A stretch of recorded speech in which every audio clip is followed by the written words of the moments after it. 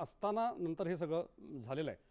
पुढचा टप्पा नेदरलँड्सचा होता पंतप्रधानांचा. या नेदरलँड्स दौऱ्यामध्ये टाटा इलेक्ट्रॉनिक्स आणि ASML ही ASML कंपनी आहे मोठी नामांकित सेमीकंडक्टर्सची याच्यामधली नेदरलँड्समधली. तर यांच्यामध्ये ह्या दोन कंपन्यांमध्ये गुजरातमधला जो ढोलेरा इथला सेमीकंडक्टरचा फॅब्रिकेशन जो प्लांट आहे या प्लांटसाठी हा करार झाला.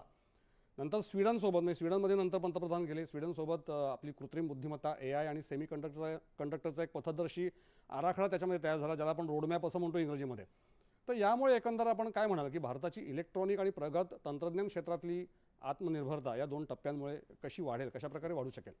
तुम्ही ASMLचं उत्तर सांगितलं ना, मी तुम्हाला सांगतो की सेमी कंडक्टर बेसिकली म्हणजे आज आपल्या स्मार्टफोनपासून ते मिसाईल लॉन्चिंगपर्यंत सेमी कंडक्टर लागतं. आणि त्याच वेळेला अक्षर लक्षात घेऊया की आजकाल आपल्या गाड्यासुद्धा मेकॅनिकल इंजिनियर बनवतात, पण ते कम्प्युटर इंजिनियर्स पण आपल्या गाड्या बनवतात, इलेक्ट्रॉनिक्सवर चालणाऱ्या गाड्या. तर त्यांचं खूप मोठं योगदान असतं. त्याच्यामुळे सेमी कंडक्टर हा एक अविभाज्य भाग आहे. त्याच वेळेला टाटा इलेक्ट्रॉनिक्स आणि ASML ह्यांच्यामध्ये एक लँडमार्क अग्रीमेंट झालं. त्याच्या अगोदर ASMLचा बद्दल सांगावं लागेल. ते म्हणजे डच बहुराष्ट्र कंपनी आहे आणि एक्स्ट्रीम अल्ट्राव्हायोलेट लिथोग्राफी मशीन्स हा एक प्रकार असतो, तो सेमी कंडक्टरचा. त्यातला जगातला सर्वेसर्वा म्हणजे ही ASML कंपनी आहे.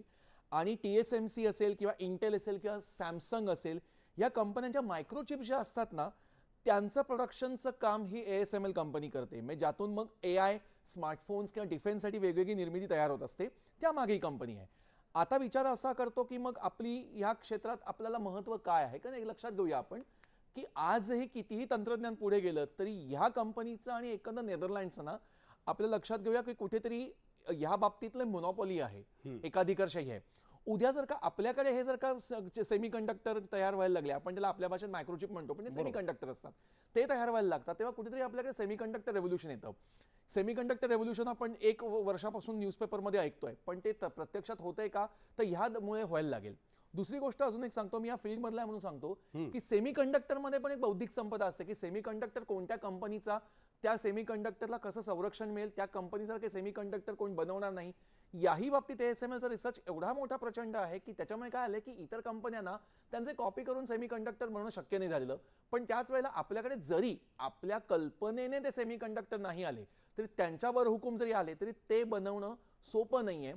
त्यासाठी लागणारं मटेरियल आणि मुख्य म्हणजे ते असेंबल करण्यासाठी लागणारं जे मनुष्यबळ असतं ते मात्र आपल्याकडे असतं. महत्त्वाचं काय असतं की इतके हे महाग असतात सेमी कंडक्टर की अक्षरशः तुम्हाला सांगतो की या सेमी कंडक्टर्समध्ये जर का काही चूक झाली तर अख्खाच्या अख्खं ते यंत्रणा आहे ती बंद पडू शकते. अगदी. आणि आजकालच्या काळात काय झालं लक्षात घेऊया, हा पुढचा टप्पा झालाय.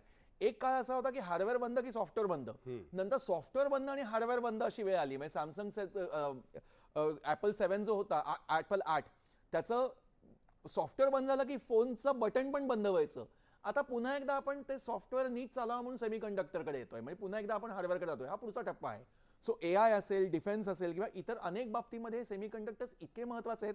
त्यावेळेला ASML बरोबर करार होणं आणि आपण म्हणतो गुजरातमध्ये ढोलेरामध्ये हे नावारूपाला येणं ही खूप मोठी गोष्ट आहे, आपण लक्षात घेऊया. बरोबर. याच्यामधला जो फॅब्रिकेशन सेंटर म्हणून येते थोडक्यात जरा सांगा, म्हणजे नेमकं काय fabrication centre, semiconductor fabrication centre? म्हणजे कसं होतं माहिती आहे का की या सगळ्या सिच्युएशनमध्ये की फॅब्रिकेट आपण म्हणतो ना, आपल्याकडे कल्पना नाही आहे त्या गोष्टीची, हे लक्षात घेऊया आपण. पण त्याच वेळेला कसं होतं की त्यांनी आपल्याकडे ती कल्पना दिलेली आहे आणि त्याप्रमाणे आपला तो त्याप्रमाणे बनवायचा आहे, हे आपण लक्षात घेऊया. आणि त्यासाठी लागणार एक चांगलं मनुष्यबळ. आणि फॅब्रिकेशन मध्ये कसं होतं की फॅब्रिकेट केलं जातं त्या पद्धतीने, ज्याची गरज आहे त्याप्रमाणे ते केलं जातं, हे आपण लक्षात घेऊया. समजा आता लॅपटॉपसाठी हवा आहे किंवा मोबाईलसाठी हवा आहे किंवा डिफेन्ससाठी पण हवा आहे किंवा एखाद्या फोर व्हीलर कारसाठी हवा आहे, 2 व्हीलर कारसाठी हवा आहे. या सिच्युएशनमध्ये सेमी कंडक्टर इतके महत्त्वाचे तर त्या बरहुकूम ते बनवावेत अशा स्वरूपाचं हे सेंटर असतं, हे लक्षात घेऊया. बरोबर. नॉर्वेमध्ये नॉर्डिक देशांची